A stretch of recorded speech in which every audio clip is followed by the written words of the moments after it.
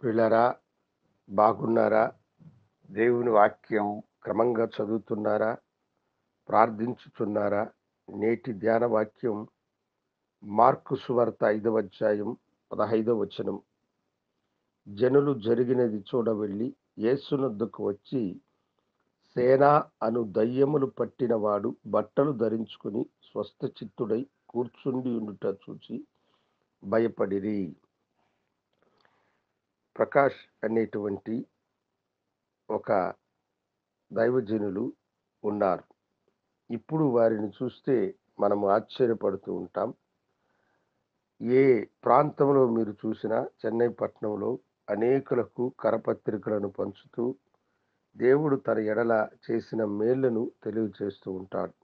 అయితే మునుపు ఆయన జీవితము బహు భయంకరమైనటువంటి పరిస్థితిలో ఈ సేనా దయ్యములు పట్టినవాడు ఎలాగున్నాడో అలాగే ఆయన ఒక భయంకరమైన త్రాగుబోతుగా ఉండి ఉదయము నిద్రలేసినది మొదలుకొని రాత్రి నిద్రించేంత వరకు కూడా త్రాగుడులోనే మునిగి తేలేటువంటి వాడు. దానితో పాటు అనేకమైనటువంటి దురలవాట్లు కూడా ఆయనను చుట్టుకున్నాయి.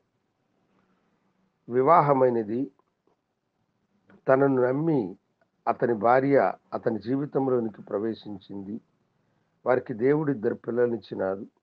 అయితే త్రాగిన మైకంలో భార్యను వేదన పరుస్తూ ఉండేవాడు. కనుక కొంతకాలమునకు ఆమె 2 పిల్లలు కూడా చనిపోయినారు.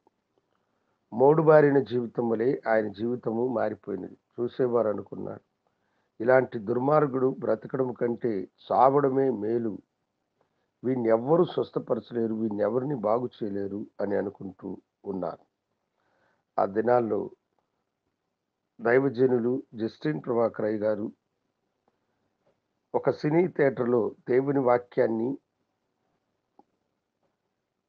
ప్రకటించుతున్నటువంటి దినాలవి. ఆ ఆరాధనలకు వెళ్ళి తన జీవితాన్ని యేసుకి సమర్పించుకున్నవాడై తన పాప రోగముల నుండి బయటపడ్డాడు. పందివలే ఎప్పుడు బురదలో దొర్లుతూ అసభ్యకరమైన మాటలు మాట్లాడుతూ ఉన్న వారి జీవితాన్ని దేవుడు ఆశ్చర్యకరముగా మార్చాడు. తర్వాత వారికి వివాహమై దేవుడు బిడ్డలనిచ్చినాడు. బిడ్డలందరినీ దేవుడు ఆశీర్వదించి తన కృపలో ముందుకి సాగిస్తూ ఉన్నారు. నేటికి వారి దినచర్య ఏమిటంటే,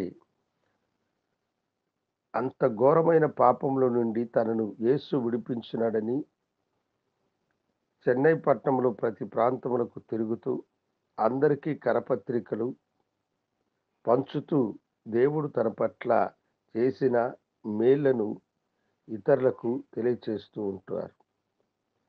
యేసు మార్చనటువంటి మనుషులు ఎవరు లేరు. సువార్త మనిషికి గొప్ప మేలును చేస్తుంది. సువార్తే మనుషులను మార్చగలిగింది. కారణం ఏమిటంటే, పాపులైన మనుషుల కొరకై యేసుక్రీస్తు వారు మరణించి తిరిగి లేచినారు. పాపి అయిన ఏ మనుషుడైన యేసు దగ్గరకు వస్తే ఆయన వారి పాపాన్ని క్షమించి నిత్య జీవాన్ని అనుగ్రహిస్తాడు. దేవుడు మిమ్మలను దీవించునుగాక. పరిశుద్ధుడా, నీకు వందనాలు. ప్రియబిడ్డలను నీ దివ్యకరములకు అప్పగిస్తున్నాను. ఈ దినము తండ్రి తమ జీవితంలో ఎన్నో అయ్యా అపనిందలు, అవమానములు, వేదనలతో ఉన్న వారికి మీరు ఓదార్పును అనుగ్రహించండి. అప్పుల బాధలు చితుకుచున్న వారికి మీరు కృప చూపించి ఆ అప్పుల బాధ నుంచి వారిని విడుదల చేయమని వేడుకుంటున్నాను. అనేకమైన ఆశీర్వాదములకు బిడ్డలు కారకులుగా ఉండడానికి సహాయం చేయండి. వ్యాధి బాధలలో ఉన్న వారిని మీరు విమోచించి స్వస్థపరచమని నీ దివ్యమైన కరములకు బిడ్డలను సమర్పించుకుంటూ యేసునామమున అడిగి వేడుకుంటున్నాము తండ్రి. ఆమేన్. శుభోదయం. ప్రభు మిమ్మల్ని దీవించునుగాక. ఆమేన్.